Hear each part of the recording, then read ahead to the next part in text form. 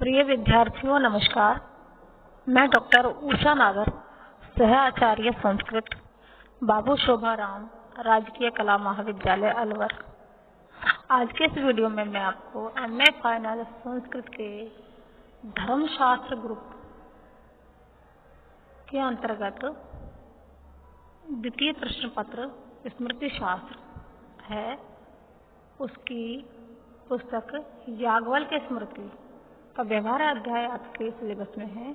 तो व्यवहार अध्याय का दूसरा प्रकरण असाधारण व्यवहार मात्रिका प्रकरण, उसके कई वीडियो मैंने पहले बनाए जा चुके हैं।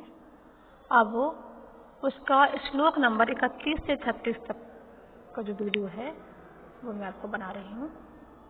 देखें, श्लोक नंबर 31 याज्ञवल्क्य स्मृति व्यवहार अध्याय असाधारण व्यवहार मात्रिका प्रकरणम।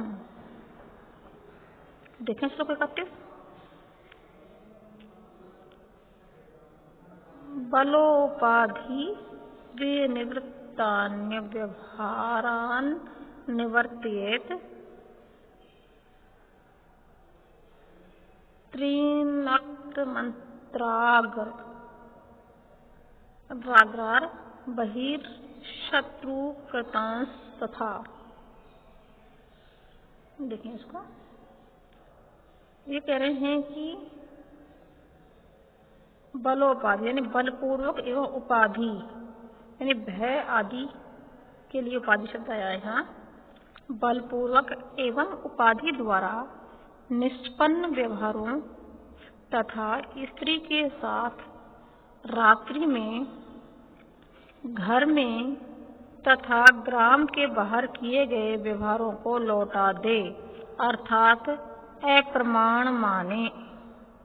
धर्माधिकारी के लिए कहा गया है, यदि ऐसा कोई प्रकरण आता है न्याय हेतु जहाँ बलपूर्वक एवं उपाधि द्वारा भय आदि द्वारा निष्पन्न व्यवहारों तथा स्त्री के साथ रात्रि में, घर में तथा ग्राम के बाहर किए गए व्यवहारों को लौटा दे, अर्थात अप्रमाण माने।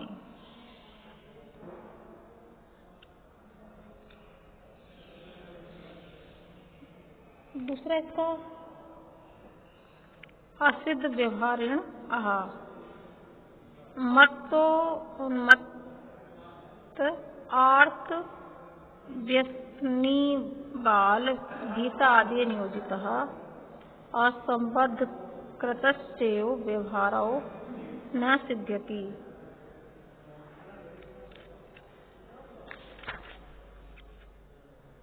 कह रहे हैं कि मत अर्थात नशे की अवस्था वाला, उन्मत्त यानी पागल, रोगी आर्त यानी दुखी रोगी, व्यसनी, व्यसनी का मतलब है इष्ट वियोग व अनिष्ट प्राप्ति से दुखी, बालक भयभीत पर चलाया गया व्यवहार एवं असंबद्ध व्यक्ति पर चलाया गया व्यवहार यानी दावा सिद्ध नहीं होता।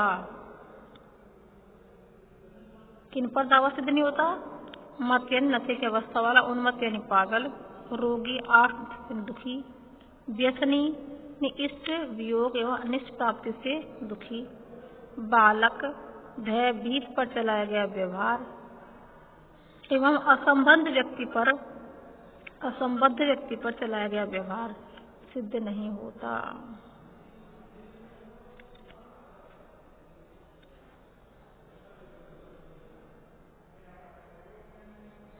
अगला देखें, प्रनष्टाधिगतम देयम नृपेण धनिनेन धनम विभावेन चेलिलिंगस्तत्समं दंडम अहर्ति। क्या कहते हैं ये कहते हैं कि प्रनष्ट अधिगतम नष्ट हुआ धन जो स्थान के रक्षक आदि द्वारा प्राप्त हुआ है, वह उसके स्वामी को राजा दे। वही धन यदि चिन्हों द्वारा उसे अपना प्रमाणित न कर सके तो उसके बराबर दंड का पात्र होता है। यदि किसी का धन नष्ट हो गया है तो रक्षक आदि को प्राप्त हो गया है तो वह उसके स्वामी को, राजा उसके स्वामी को उसको लौटा दे। वह धन यदि चिन्हों द्वारा उससे अपना प्रमाणित न कर सके, जो स्वामी है उसका यदि चिन्हों द्वारा, प्रमाणों द्वारा अपना प्रमाणित ना कर सके तो उसके बराबर दंड का पात्र होता है।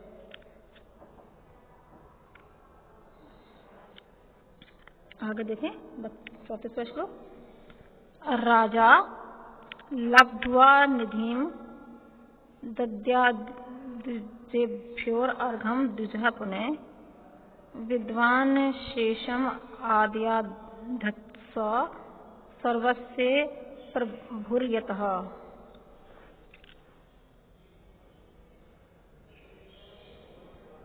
साथ श्लोक यह भी है। इत्रेण निधि लब्धे राजा सस्तांसम आहारेत निवेदित विज्ञातो दाक्षतम दंडमेव च।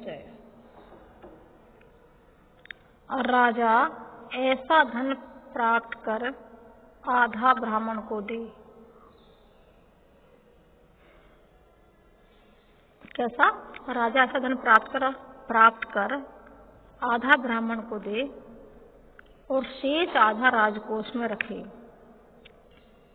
और यदि विद्वान ब्राह्मण ऐसी निधि प्राप्त करे तो संपूर्ण ले लेवे, क्योंकि वह संपूर्ण जगत का स्वामी है।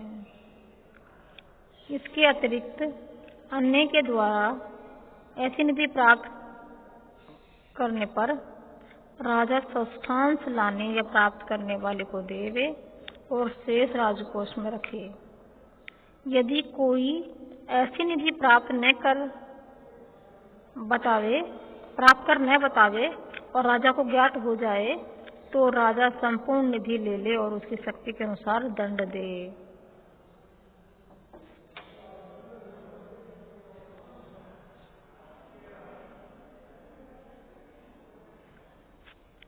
श्लोक नंबर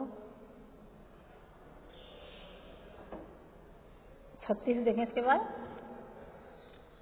देयं चौरहर्तम द्रव्यम राज्ञा जानपदायतु अदद्धि समान होती किल विषम यस्य यस्य तथा। इसमें कहा गया है कि चोरों द्वारा चुराई गई राशि को चोरों से छीनकर राजा अपने देश के व्यक्ति को जिसका धन चुराया गया है उसे दे। उसे धन न देने पर राजा को जिसका धन चुराया गया है उसका और चुराने वाले चोर पर पाप लगता है। पुनः देखें इसको। चोरों द्वारा चुराई गई राशि को चोरों से छीनकर राजा अपने देश के व्यक्ति को जिसका धन चुराया गया उसे दे। उसे धन न देने पर राजा को जिसका धन चुराया गया है उसका और चुराने वाले चोर का पाप लगता है। इस प्रकार आपका ये असाधारण व्यवहार मात्र का प्रकरण जो है वो समाप्त हो गया है।